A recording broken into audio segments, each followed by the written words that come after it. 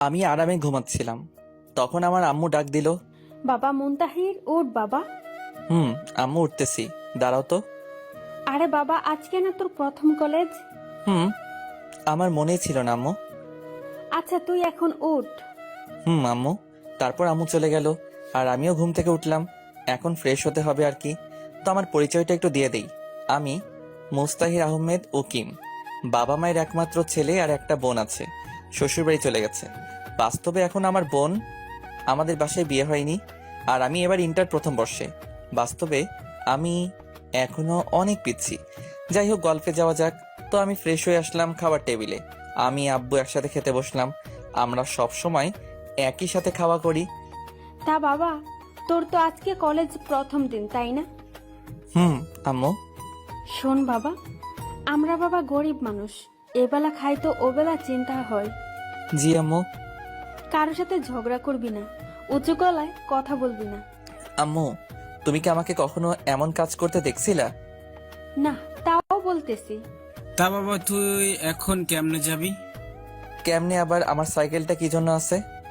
এত দূর সাইকেল নিয়ে যাবি? হুম আব্বু। আচ্ছা, তোর কোনো সমস্যা হলে আমাকে বলিস। আচ্ছা। আর এই নে 100 টাকা, যদি কোনো সমস্যা হয় তাহলে খরচ করিস, আর না হলে রেখে দিস। আচ্ছা। তারপর খাওয়া দাওয়া করে আমি আমার পুরাতন একটা সাইকেল আছে ওইটা বের করলাম, যেটাকে সবাই বাইসাইকেল নামে চিনেন, কিন্তু খুব পুরাতন ভাঙাড়ি সাইকেল। যাই হোক, আমার সাইকেল নিয়ে যেতে প্রায় 2 ঘন্টা লাগবে। আমার বাসা গ্রামে, আর আমার কলেজ শহরে। 15 কিলোমিটার রাস্তা। এইখানে সব বড় বড় লোককে, ছেলেমেয়েরা লেখাপড়া করতে আসে। আর সেই কলেজে আমি ভর্তি হয়েছি। আসলে আমার সব পরীক্ষার রেজাল্ট খুবই ভালো ছিল। আর যে স্কুল থেকে আমি লেখাপড়া করছিলাম, ঠাকুরগাঁও সরকারি বালক উচ্চ বিদ্যালয়, প্রথম ছাত্র ছিলাম। আর গরিব ছিলাম বলে স্কুলে সব স্যারেরা আমাকে অনেক হেল্প করছিলেন। সাইকেল চালিয়ে আমি চলে আসলাম আমাদের সেই কলেজে। কলেজের গেটে খুব সুন্দর করে একটা লেখা, ঠাকুরগাঁও সরকারি কলেজ। আমি গেট দিয়ে প্রবেশ করতে করতে দেখি চারিদিকে শুধু হাসির আওয়াজ। আমি বুঝতে পারলাম আমাকে দেখেই এমন হাসি হচ্ছে, কারণ আমার ভাঙা সাইকেল, আবার ড্রেস আপ পুরাই খ্যাত। কি করব বলেন? আমার বাবা তো আর কোনো চাকুরিজীবী না, তিনি একজন কৃষক। তখন একটা ছেলে ডাক দিল। এই কানা। আমি বুঝলাম আমাকে বলতেছে, কারণ আমি একটা মোটা ফ্রেমের চশমা পরে আছি।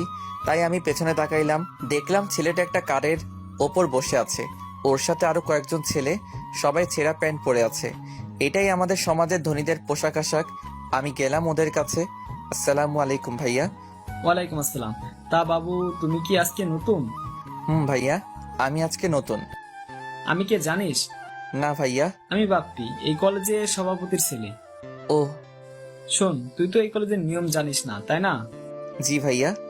এই কলেজে আমার কথাই সব চলে, আমি যেটা বলি ওইটাই। জি ভাইয়া। এই, একে কাগজটা দে তো। আমাকে একটা কাগজ দিয়ে বলল। এই কাগজটা ওই যে লাল ড্রেস পরে আছে ওই মেয়েটাকে দিয়ে আয়। যদি কিছু বলে? তাহলে আমাদের দিকে দেখিয়ে দিবি। আমি চলে গেলাম মেয়েটার কাছে। এই যে আপু, আসসালামু আলাইকুম। ওয়ালাইকুম সালাম। কে তুমি? আপু, আমি আজকে নতুন আসছি। তো আমার কাছে কি চাও? যাও ক্লাসে যাও। আসলে আপু, এটা আপনার জন্য। নিল, নিয়ে রাগে নাক মুখ লাল হয়ে এলো।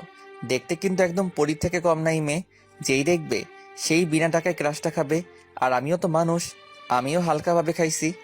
এটা তুমি লিখছো? না, ওই যে ওরা দিল। কারা? ওই যে। ও মা, ওরা গেল কই? এখন আমার কি যে হয় আল্লাহই জানে। ঠাস ঠাস ঠাস করে দিল দুইটা। আমি চরের টাল সামলাতে না পেরে পড়ে গেলাম নিচে। কখনো কোথাও মাইর খাইনি তো, তাই। কুত্তার বাচ্চা, তোর এত বড় সাহস! তুই আমাকে এতগুলো বাজে কথা লিখেছিস? বিশ্বাস করুন আপু, আমি এগুলো লেখিনি। অমনি কোথা থেকে যেন বাপ্পি ও ওর দল এলো। আপু, এই যে এই ছেলেটা দিতে বলছিল আমাকে ওই কাগজটা। কিরে দোস্ত, কি হয়েছে? আর কিসের কাগজের কথা বলতেছে এই ক্ষেতটা? দেখ, কত বাজে কথা লিখে আমাকে দিচ্ছে, আর তোর নাম দিচ্ছে। কি? এত বড় সাহস!